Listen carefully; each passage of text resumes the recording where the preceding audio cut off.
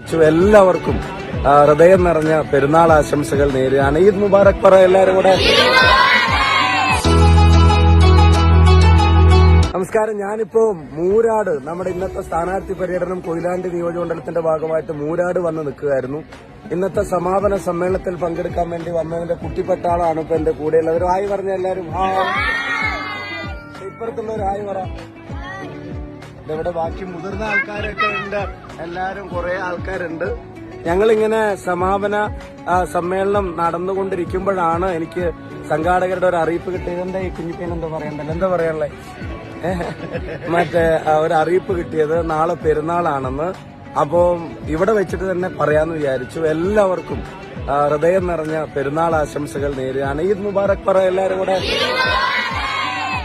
ഈദ് മുബാറക് പറഞ്ഞതിൽ ഒരാളെ നിങ്ങൾക്ക് പരിചയം ഉണ്ടാവും. ലക്ഷ്മിക്കുട്ടി ഇവിടെ വാ.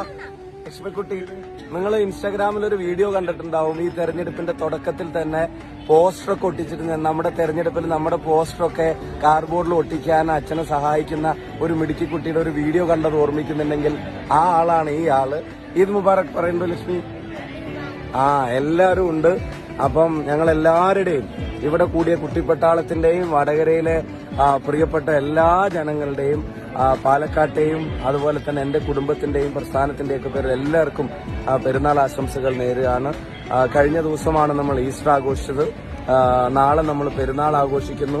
അതുപോലെ തന്നെ 4 ദിവസം കഴിയുമ്പോൾ നമ്മുടെ വിഷു. ഇതാണ് നമ്മുടെ നാടിന്റെ